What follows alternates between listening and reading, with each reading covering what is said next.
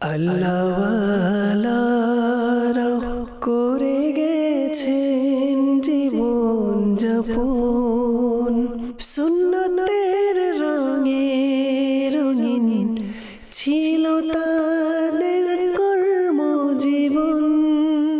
আলহামদুলিল্লাহি রাব্বিল আলামিন ওয়াসসালাতু ওয়াসসালামু আলা সাইয়্যিদিল মুরসালিন, আম্মা বা'দ, ফাআউযু বিল্লাহি মিনাশ শাইতানির রাজীম। বিসমিল্লাহির রহমানির রহিম। আসসালাতু ওয়াসসালামু আলাইকা ইয়া রাসূলুল্লাহ ওয়া আলা আলিকা ওয়া আসহাবিকা ইয়া হাবিবাল্লাহ। আসসালাতু ওয়াসসালামু আলাইকা ইয়া নবিয়াল্লাহ ওয়া আলা আলিকা ওয়া আসহাবিকা ইয়া নূরাল্লাহ। মাদানী চ্যানেলের দর্শকবৃন্দ, পবিত্র জীবন এই অনুষ্ঠান নিয়ে আপনাদের মাঝে উপস্থিত হয়েছি। আসুন ভালো ভালো নিয়ত সহকারে আমরা দেখার প্রস্তুতি নিই। নবী পাক সাল্লাল্লাহু তাআলা আলাইহি ওয়া সাল্লামের প্রতি দুরূদে পাক পড়ার অসংখ্য ফজিলত এবং বরকত রয়েছে। হযরতে সৈয়দনা আবু দারদা রাদিয়াল্লাহু তাআলা আনহু থেকে বর্ণিত, হুজুর সাল্লাল্লাহু তাআলা আলাইহি ওয়া সাল্লাম ইরশাদ করেছেন, জুমার দিন আমার উপর অধিক হারে দুরূদ শরীফ পাঠ করো, কেননা এটি সাক্ষ্য গ্রহণের দিন। এতে ফেরেশতারা হাজির হয়ে থাকে, আর তোমাদের মধ্যে যে আমার উপর দুরূদ পাঠ করে তবে তার অবসর হওয়ার পূর্বে তার দুরূদ আমার নিকট পৌঁছে দেয়া হয়। আমি আরজ করলাম, আর আপনার ইন্তেকালের পরে ইরশাদ করলেন, আল্লাহ তাআলা জমিনের উপর আম্বিয়া ইকরামদের শরীরগুলোকে খাওয়া হারাম করে দিয়েছেন। আল্লাহ তাআলা আম্বিয়া ইকরামের শরীরকে জমিনের উপর হারাম করে দিয়েছেন। সেই জমিন আম্বিয়া ইকরামের শরীরকে নষ্ট করতে পারে না। ইন্নাল্লাহা হাররামা আলাল আরদি আন তাকুলা আজসাদাল আম্বিয়াই ফানাবিয়ুল্লাহ হাইয়ুন ইউরজাক। নবী পাক সাল্লাল্লাহু আলাইহি ওয়াসাল্লাম ইরশাদ করেছেন যে আল্লাহ তাআলা আম্বিয়া ইকরামের শরীরকে মাটির উপর জমিনকে খাওয়ার হারাম করে দিয়েছেন, বরং আম্বিয়া ইকরাম আলাইহিমুসসালাতু সালাম তারা জীবিত এবং তাদেরকে রিজিকও দেয়া হয়। তো নবী পাক সাল্লাল্লাহু তাআলা আলাইহি ওয়া সাল্লাম এর প্রতি দুরূদে পাক আমরা যদি পাঠ করি, সেই দুরূদে পাক নবী পাক সাল্লাল্লাহু আলাইহি সাল্লামের দরবারে পৌঁছিয়ে দেওয়া হয়।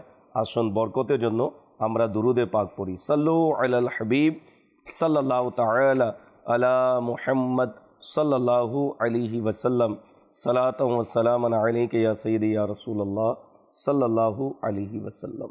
মাদানী চ্যানেলের দর্শকবৃন্দ, পবিত্র জীবন এই অনুষ্ঠানের আজকের যে বিষয়, এই বিষয় এমন একটি বিষয় যে বিষয় আসলে মানুষের জীবনকে, মানুষের বাহ্যিক বলেন অভ্যন্তরীণ বলেন উভয়টি পরিশুদ্ধ করে দেয়। আর নিজের জীবনকে পবিত্র করার জন্য এই বিষয়ে মানুষের মাঝে থাকা অত্যন্ত জরুরি। আর এই বিষয়টি আল্লাহ তাবারাকা ওয়া তাআলার দরবারে অনেক পছন্দনীয়। যে বান্দার মাঝে এই বিষয়টি থাকে, যা নিয়ে আমি আলোচনা করব, তাহলে সে মুহূর্তের মধ্যে আল্লাহ তাবারাকা ওয়া তাআলার পছন্দনীয় বান্দা হয়ে যায়। মুহূর্তের মধ্যে জীবনের সমস্ত গুনাহ মাফ হয়ে যায়। মুহূর্তের মধ্যে পাথর থেকে হীরায় পরিণত হয়। জি হ্যাঁ, আর সে বিষয় হচ্ছে তওবা। আসুন একটি ঘটনা প্রথমে আপনাদেরকে শোনাবো, এরপরে ইনশাআল্লাহ তওবা প্রসঙ্গে যা আমাদের অভ্যন্তরীণ এবং বাহ্যিক যা ময়লা রয়েছে, এই তওবার বরকতে পরিষ্কার কিভাবে হয় এবং আল্লাহ তাআলা এই বিষয়কে কত ভালোবাসেন, পছন্দ করেন, সে বিষয় নিয়ে ইনশাআল্লাহুল করিম এই পর্বে আমরা আলোচনা করব। হযরতে সৈয়দনা উতবুল গুলাম রাহমাতুল্লাহ তাআলা আলাইহি তখন যুবক ছিলেন। তওবা করার আগে তিনি গুনাহের সাগরে ডুবন্ত ও মদ্যপানে খুবই প্রসিদ্ধ ছিলেন। একদা হযরতে সৈয়দনা হাসান বসরি রাহমাতুল্লাহ তাআলা আলাইহির মাহফিলে তিনি উপস্থিত হলেন। হযরতে সৈয়দনা হাসান বসরি রাহমাতুল্লাহ তাআলা আলাইহি তখন পবিত্র কুরআনুল কারীমের এই আয়াতে কারিমা, আলম ইয়ানি লিল্লাযীনা আমানু আন তাখশা কুলুবুহুম লিযিকরিল্লাহ, এই আয়াতের কারিমার তাফসীর করতেছিলেন। এর অর্থ হচ্ছে, ঈমানদারদের জন্য কি এখনো ওই সময় আসেনি যে তাদের অন্তরসমূহ আল্লাহর স্মরণে ঝুঁকে পড়বে। তিনি এমন হৃদয়গ্রাহী বক্তব্য দিলেন যে লোকজন কান্নায় ঢলে পড়ল। এক যুবক দাঁড়িয়ে গেল এবং বলল, হুজুর, আমি যদি তওবা করি, আল্লাহ তাআলা কি আমার মতো গুনাহগারের তওবা কবুল করবেন? তখন হাসান বসরি রহমতুল্লাহ তাআলা বললেন, নিঃসন্দেহে আল্লাহ তাআলা তোমার তওবা কবুল করবেন। উতবুল গুলাম রহমতুল্লাহ তাআলা যখন এমন কথা শুনলেন, সাথে সাথে তার চেহারা হলুদ বর্ণের হয়ে গেল, সমস্ত শরীর কাঁপতে শুরু করল, চিৎকার দিয়ে উঠলেন আর বেহুশ হয়ে ঢলে পড়লেন। তিনি যখন হুশে ফিরে আসলেন, তখন হযরতে সৈয়দনা হাসান বসরি রহমতুল্লাহ তাআলা তার কাছে এসে আরবি ভাষায় তিনি কবিতা পাঠ করলেন। হে আরশের প্রতিপালকের অবাধ্য যুবক, তুমি কি জানো গুনাহগারদের শাস্তি কি? পরের লাইনে বলেন, আল্লাহর অবাধ্যদের জন্য রয়েছে গর্জনকারী জাহান্নাম, যাতে থাকবে গর্জন, আর যেদিন কপালগুলো ধরে পাকড়াও করা হবে সেদিন আযাবের দিন হবে। অতএব তুমি যদি আগুনে ধৈর্য ধারণ করতে পারো তাহলে অবাধ্য হও, আর যদি সহ্য করতে না পারো তাহলে অবাধ্যতা করা থেকে দূরে সরে যাও। তুমি যেসব গুনাহ করেছো তাতে তুমি নিজেই ফেঁসে গেছো, এখন তুমি মুক্তির উপায় খোঁজো। উতবুল গুলাম রহমতুল্লাহ তাআলা অজ্ঞান অবস্থায় ছিলেন। তিনি যখন জ্ঞান ফিরে পেলেন তখন বললেন, ইয়া শেখ, আমার মতো নিকৃষ্ট লোকের তওবা কি আল্লাহ তাআলা কবুল করবেন? তিনি রহমতুল্লাহ তাআলা বললেন, কেন করবেন না? আল্লাহ তাআলা তো তওবাকারীর তওবা এবং গুনাহগারের ফরিয়াদ কবুল করেন। অতঃপর হযরতে সৈয়দনা উতবুল গুলাম রহমতুল্লাহ তাআলা তিনটি দোয়া করলেন। সে দোয়া ছিল, হে আমার আল্লাহ, তুমি যদি আমার তওবা কবুল করে থাকো এবং আমার গুনাহসমূহ ক্ষমা করে দিয়ে থাকো, তবে তুমি আমাকে এমন প্রজ্ঞা ও স্মরণ শক্তি দান করো যেন ধর্মীয় জ্ঞান এবং কোরআন শরীফ থেকে যা শুনি মুখস্থ হয়ে যায়। 2, হে আল্লাহ, আমাকে সুকণ্ঠের অধিকারী করে দাও, যাতে কোনো পাষাণ হৃদয় ব্যক্তিও যদি আমার তিলাওয়াত শুনে তাহলে যেন তার অন্তর গলে যায়। 3, হে আল্লাহ, তুমি আমাকে হালাল রিজিক দান করো, আর আমাকে এমন স্থান থেকে রিজিক দাও যার কল্পনা আমার ধ্যানেও নেই। আল্লাহ তাআলা তার সমস্ত দুয়াই কবুল করলেন। সুবহানাল্লাহ। তিনি খুবই স্মরণ শক্তির অধিকারী হয়ে গেলেন। তিনি যখন কোরআনুল করিম তিলাওয়াত করতেন তখন তার তিলাওয়াত শুনে গুনাহগার লোকেরাও তওবা করে ফেলত। তার ঘরে প্রত্যহ তরকারির একটি পেয়ালা ও 2টি রুটি সাজানো থাকত, আর কেউ জানতো না যে এগুলো কে রেখে যেত। এই অবস্থাতেই তার ইন্তেকাল হয়ে যায়। সুবহানাল্লাহ। তওবা করেছেন, মদ্যপায়ী ছিলেন, গুনাহগার ছিলেন।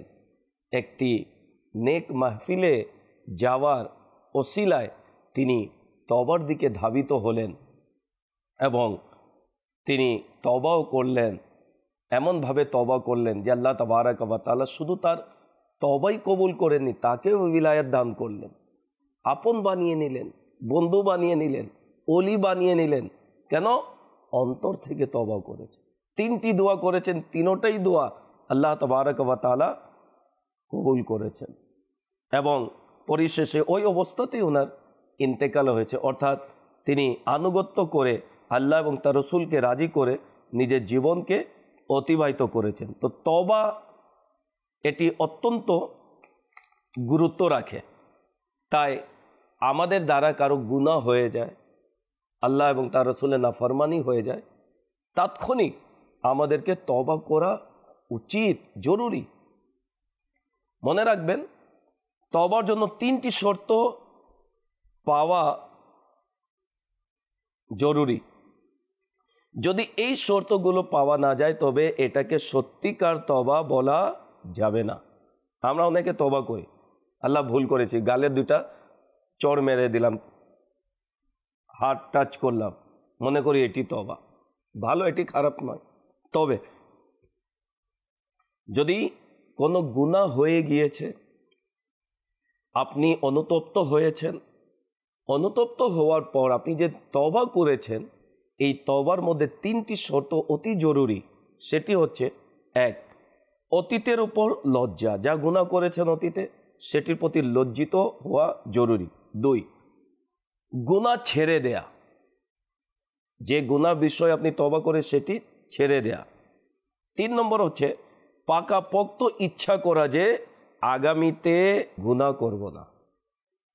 অনুতপ্ত হওয়া, অতীতে যা গুনাহ হয়েছে অনুতপ্ত হওয়া, গুনাহ ছেড়ে দেয়া, এবং ওই গুনাহ, যে গুনাহ থেকে আপনি তওবা করেছেন সেই গুনার দিকে আরও ভবিষ্যতে ধাবিত না হওয়া। এই 3টি শর্ত রয়েছে।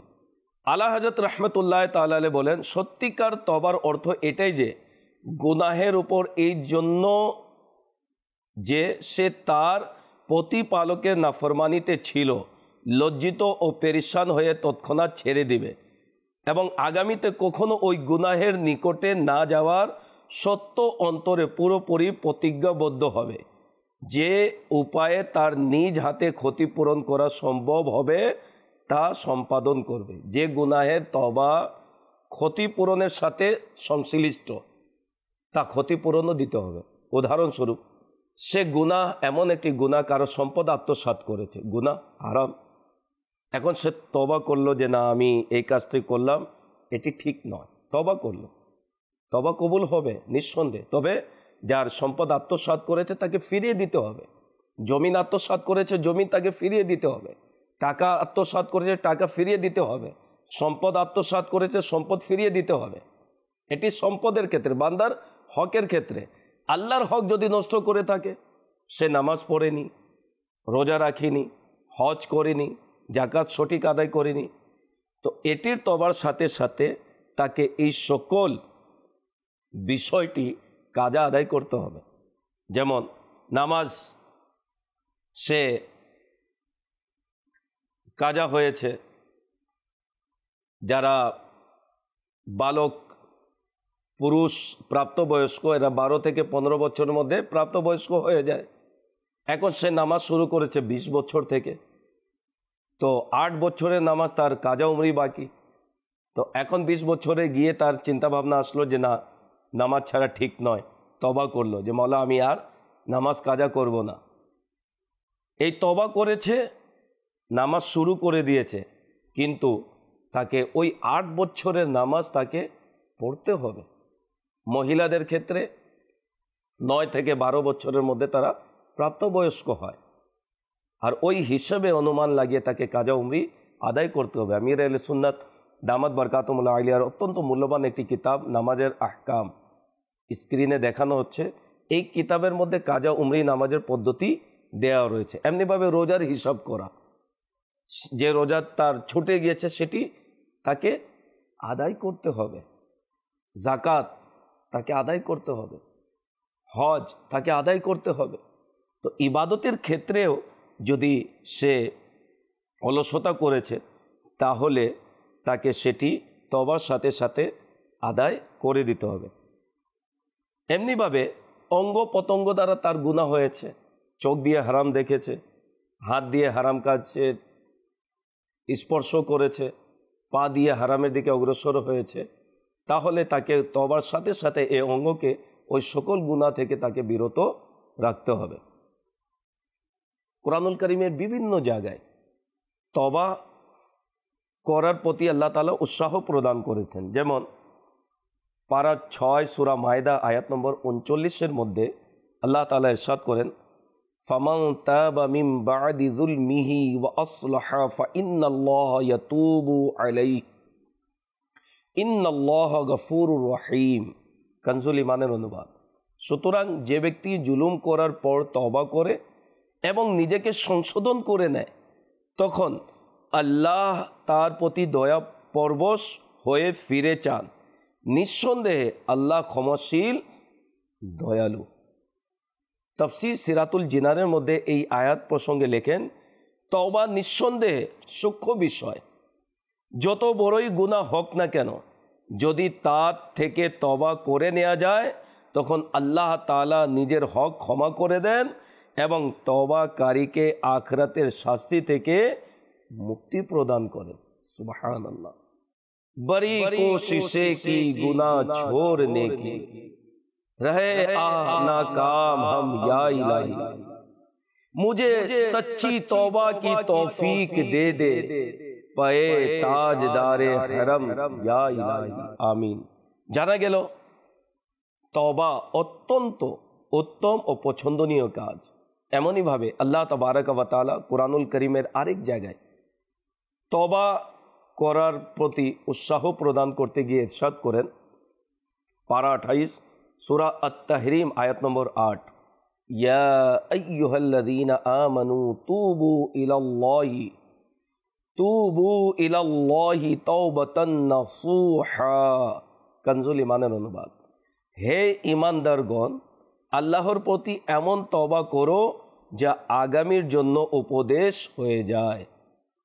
এই আয়াতের মুবারকার মধ্যে উল্লেখিত নাসুহ এর অর্থ আল্লাহ তাআলার জন্য এমন একনিষ্ঠ হওয়া যে কোনো ধরনের ভেজাল না হয়। ইসলামের দ্বিতীয় খলিফা হযরতে সৈয়দনা ফারুক আজম রাদিয়াল্লাহু তাআলা আনহু-এর কাছ থেকে যখন তাওবাতান নাসুহা এর ব্যাপারে জিজ্ঞাসা করা হলো তখন তিনি রাদিয়াল্লাহু তাআলা আনহু বললেন, এর দ্বারা উদ্দেশ্য হলো যে কোনো ব্যক্তি তার মন্দ আমল থেকে এইভাবে তওবা করা যে পুনরায় কখনো ওই গুনাহের মধ্যে না পড়া, এমনভাবে তাকে তওবা করতে হবে। এমনইভাবে হযরতে সৈয়দনা ইবনে আব্বাস রাদিয়াল্লাহু তাআলা আনহু থেকে বর্ণিত হযরতে সৈয়দনা মুআয বিন জবল রাদিয়াল্লাহু তাআলা আনহু আরজ করলেন, ইয়া রাসূলুল্লাহ সাল্লাল্লাহু আলাইহি সাল্লাম, তাওবাতান নাসুহা কি? তখন তিনি সাল্লাল্লাহু আলাইহি সাল্লাম ইরশাদ করলেন, এর দ্বারা উদ্দেশ্য হলো বান্দা তার কৃত গুনাহের উপর লজ্জিত হওয়া, তারপর আল্লাহ তাআলার নিকট ক্ষমা চাওয়া এবং ওই গুনাহের প্রতি কখনো যেন প্রত্যাবর্তন না করা। যেমনইভাবে দুধ তার স্তনের মধ্যে দ্বিতীয়বার ফিরে যায় না, দুধ যখন দহন করা হয় সেটি আবার স্তনে ফিরে যায় না, ঠিক এভাবে তওবাকারীকে গুনাহ থেকে তওবা করতে হবে, সেদিকে যেন আবার ফিরে না যায়। এমনকি হযরতে সৈয়দনা ইবনে মাসউদ রাদিয়াল্লাহু তাআলা বলেন, তাওবাতান নাসুহা করার দ্বারা সমস্ত গুনাহ ক্ষমা হয়ে যায়। সুবহানাল্লাহ। একনিষ্ঠতার সাথে তওবা, প্রকৃত তওবা যাকে বলা হয়, অন্তর থেকে তওবা, অনুতপ্ত হয়ে তওবা করা, আল্লাহর ভয় নিয়ে তওবা করা, গুনাহ ছেড়ে দেওয়া নিয়তে তওবা করা, সেই তওবার বরকতে আল্লাহ তাবারক ওয়া তাআলা সকল গুনাহকে মাফ করে দেন। যারা তওবা করে আল্লাহ তাবারক ওয়া তাআলা এমন ব্যক্তিদের কুরআনুল কারীমের মধ্যে প্রশংসা করেছেন। সুবহানাল্লাহ। সৌভাগ্যবান ওই সকল আশিকানে রাসূল যারা বারবার তওবা করে থাকে। বারবার তওবা করুন, গুনাহ হোক বা না হোক, আল্লাহর দরবারে তওবা আস্তাগফার, তওবা আস্তাগফার। তো যারা তওবা করে আল্লাহ তাবারক ওয়া তাআলা এদের প্রশংসা করেছেন। যেমন পারা 4 সূরা নিসা আয়াত নম্বর 17 মধ্যে আল্লাহ তাআলা ইরশাদ করেন, ইন্নামাত তাওবাতু আলাল্লাহি লিল্লাযীনা ইয়া'মালুনাস সুআ বিজাহালাতিন সুম্মা ইয়াতুবুনা মিন করিবিন ফাউলাইকা ইয়াতুবুল্লাহু আলাইহিম ওয়া কানাল্লাহু আলিমান হাকীমা। কানজুল ঈমানের অনুবাদ, সেই তওবা যা কবুল করা আল্লাহ আপন অনুগ্রহ ক্রমে অপরিহার্য করে নিয়েছেন, তা তাদের জন্যই যারা না জেনে মন্দ কাজ করে বসেছে, তারপর অতি সত্বর তওবা করে নেয়, এমন লোকদের প্রতি আল্লাহ আপন দয়া সহকারে প্রত্যাবর্তন করে এবং আল্লাহ জ্ঞানময় প্রজ্ঞাময়। আল্লাহ তাবারক ওয়া তাআলা তাদের তওবাকে কবুল করেন এবং আল্লাহ তাবারক ওয়া তাআলা তাদের প্রতি দয়ার দৃষ্টিতে তাকান এবং তওবাকারীকে আল্লাহ তাবারক ওয়া তাআলা ভালোবাসেন। যারা তওবা করে এদের পুরস্কার কি, প্রতিদান কি? শুনুন, নবী পাক সাল্লাল্লাহু তাআলা আলাইহি ওয়াসাল্লাম ইরশাদ করেন, যখন বান্দা গুনাহ করে তারপর আল্লাহ তাআলার দরবারে তওবা করে এবং এর উপর অটল থাকে, তখন আল্লাহ তাআলা তার প্রতিটি নেক আমল কবুল করে নেন এবং তার থেকে সংগঠিত সমস্ত গুনাহ ক্ষমা করে দেন এবং ক্ষমা হয়ে যাওয়ার প্রতিটি গুনাহের পরিবর্তে জান্নাতের মধ্যে তার জন্য একটি মর্যাদা বৃদ্ধি করেন। আর আল্লাহ তাআলা তার প্রতিটি নেকির পরিবর্তে তাকে জান্নাতের মধ্যে একটি মহল দান করেন এবং হুর সমূহ থেকে একজন হুরের সাথে বিবাহ করিয়ে দেন।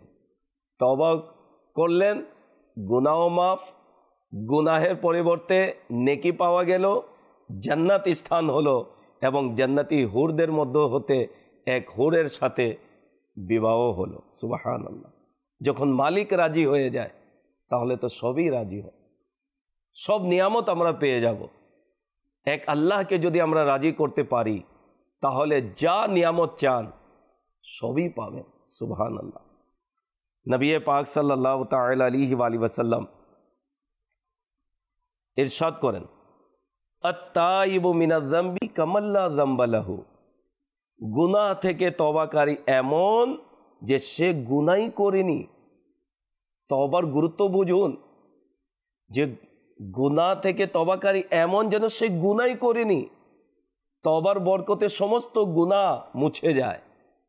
মানুষ গুনাহ করে 40 বছর, 50 বছর, 60 বছর, 70 বছর, তার একটি যুগ পার হয়ে যায় গুনাহ করতে করতে। গুনাহ করেছে 20 বছর, 30 বছর, 40 বছর, তওবা করেছে মুহূর্তের তওবা। তার 20 বছরের গুনাহ, 40 বছরের গুনাহ, 50 বছরের গুনাহ, 60 বছরের গুনাহ, আর মুহূর্তের তওবার বরকতে সব গুনাহ আল্লাহ মাফ করে দেন। বলা হয় যে কারো যদি গুনাহ সমুদ্রের ফেনা বরাবর হয়ে যায় আর সে তওবা করে যদি অন্তর থেকে, আল্লাহ তাআলা সমস্ত গুনাহকে তার মাফ করে দেন। একটি হাদিসে পাকের মধ্যে বর্ণিত রয়েছে, যখন ইবলিস বলল, হে আল্লাহ, তোমার ইজ্জতের শপথ, আমি তোমার বান্দাদের ওই সময় পর্যন্ত প্ররোচিত করব যতক্ষণ পর্যন্ত তাদের প্রাণ তাদের শরীরে থাকবে। তখন আল্লাহ তাআলা ইরশাদ করলেন, আমার ইজ্জত ও জালালের শপথ, যতক্ষণ পর্যন্ত সে আমার কাছে ক্ষমা চাইতে থাকবে আমি তাকে ক্ষমা করতেই থাকব। সুবহানাল্লাহ। শয়তান বলেছে, যতক্ষণ তোমার বান্দার দেহে প্রাণ রয়েছে আমি তাকে কুমন্ত্রণা দিতেই থাকব, চেষ্টা করতেই থাকবো তার থেকে গুনাহ যেন হয়। আল্লাহ তাআলা কি ইরশাদ করলেন, আমার ইজ্জত এবং সম্মানের শপথ, আমার বান্দা যখনই ক্ষমা চাবে আমি তাকে ক্ষমা করতেই থাকব। তো নিরাশ হওয়া যাবে না। অনেকে নিরাশ হয়ে যায় যে আমার গুনাহ অনেক বড়, আল্লাহ তাআলা আমাকে মাফ করবে না, ক্ষমা হবে না। মনে রাখবেন, আল্লাহর রহমত থেকে নিরাশ হওয়া এটি কুফর। নিরাশ হওয়া যাবে না। কুরআনুল কারীমের মধ্যে আল্লাহ তাআলা ইরশাদ করেছেন, বান্দা আমার রহমত থেকে নিরাশ হয়েও না। গুনাহ হয়েছে, পাপ হয়েছে, আল্লাহর নাফরমানি হয়েছে, তওবা করে নিন আর সেই গুনাহ ছেড়ে দেওয়ার প্রতিজ্ঞা করে নিন। আল্লাহ তাআলা রহমান এবং রহিম করিম, আমাদের গুনাহকে মাফ করে দিবেন। মদ পাই, জুয়ারি, সন্ত্রাসীমূলক কাজে যারা নিয়োজিত, যারা পাপ কার্যাদির মধ্যে নিয়োজিত, আসুন না তওবার দিকে অগ্রসর হন। সমস্যা নেই, আল্লাহ তাবারক ওয়া তাআলা আপনার সকল গুনাহকে মাফ করে দিবেন। একবার অন্তর থেকে আল্লাহ তাবারক ওয়া তাআলার দরবারে কেঁদে কেঁদে বলুন, মওলা আমার দ্বারা গুনাহ হয়েছে, মওলা আমি মদ পান করেছি, ব্যভিচার করেছি, আমি সুদের লেনদেন করেছি, মওলা আমি মা বাবাকে কষ্ট দিয়েছি, আমি নামাজ কাজা করেছি, আমি মাহে রমজানের রোজা কাজা করেছি, মওলা আমি নিজের যৌবনকে, নিজের জীবনকে গুনাহের মধ্যে অতিবাহিত করেছি, আল্লাহ তুমি মাফ করে দাও। আর নিয়ত করলাম আর ওই গুনার দিকে যাব না। বিশ্বাস করুন, আপনি অন্তর থেকে কেঁদে আল্লাহ তাআলা দরবারে তওবা করলেন, আর যদি আপনার ওই তওবার প্রতি আপনি যদি অটল থাকেন, ইনশাআল্লাহুল করিম আল্লাহ তাআলা সমস্ত গুনাহকে মাফ করে দেন। আল্লাহ তাআলা আমাদের জন্য একেবারে পথ সহজ করে দিয়েছেন। প্রত্যাবর্তন করুন আল্লাহর দিকে, চলে আসুন আল্লাহ এবং তার রাসূলের দিকে। ইনশাআল্লাহুল করিম আখিরাতের পথ আসান হবে। ইমাম গাজ্জালী রাহমাতুল্লাহ তাআলা থেকে জিজ্ঞাসা করা হলো, হুজুর আমরা তওবা করি, আমরা কিভাবে জানবো যে আমাদের তওবা আল্লাহ কবুল করেছেন? তখন ইমাম গাজ্জালী রাহমাতুল্লাহ তাআলা বলেন, এটি জানা তো অসম্ভব, তবে কিছু নিদর্শন রয়েছে, আলামত রয়েছে, এটি যদি পাওয়া যায় তাহলে মনে করো তোমার তওবা আল্লাহ কবুল করেছেন। সেটি হচ্ছে যে গুনাহ থেকে তুমি তওবা করেছো, ওই গুনাহ থেকে যদি আজীবন বেঁচে যাও আর তোমার তওবার মধ্যে স্থায়িত্বতা তুমি যদি পেয়ে যাও, তাহলে মনে করো আল্লাহ তোমার তওবাকে কবুল করে নিয়েছে। আসুন আমরা তওবার দিকে অগ্রসর হয়ে নিজের জীবনকে, নিজের হায়াতকে পবিত্র করি, পরিশুদ্ধ করি, পরিচ্ছন্ন করি এবং ইবাদতের দিকে চলে আসি। আল্লাহ এবং তার রাসূলের দিকে আমরা যেন প্রত্যাবর্তন করি এবং নিজের জীবনকে পবিত্র করার জন্য ইবাদতে নিয়োজিত হয়ে যায় এবং প্রতিদিন ঘুমানোর পূর্বে কমপক্ষে আল্লাহ তাআলার দরবারে তওবা করে ঘুমানো উচিত। জানি না এই ঘুম আমার জীবনের শেষ ঘুম হতে পারে। মানুষ এসবে গুনাহ হয়ে গিয়েছে, তওবা করেন, পথ তো আছে। তবে আল্লাহ তাআলার রহমত অনেক বড়, আর আমরা গুনাহের মধ্যে দৃঢ়তার সাথে করতেই থাকবো, তাহলে এটি কঠিন একটি বিষয় রয়েছে। তওবা যখনই করবেন এই নিয়তে, মওলা আর গুনাহ আমি করব না, গুনাহ হয়েছে তওবা করে নিন। ইনশাআল্লাহুল করিম তওবার বরকতে আল্লাহ তাআলা আমাদের জীবনের সমস্ত গুনাহকে মাফ করবেন। আল্লাহ তাআলা বারবার তওবা করে নিজের জীবনকে, নিজের বাহ্যিক অভ্যন্তরীণ সব কিছুকে পবিত্র করার আল্লাহ তৌফিক দান করুন। পরবর্তী অনুষ্ঠান দেখার আমন্ত্রণ জানিয়ে বিদায় নিচ্ছি। সাল্লু আলাল হাবিব সাল্লাল্লাহু তাআলা আলা মুহাম্মদ সাল্লাল্লাহু আলাইহি আল্লাহওয়ালারা করে গেছেন জীবন যাপন।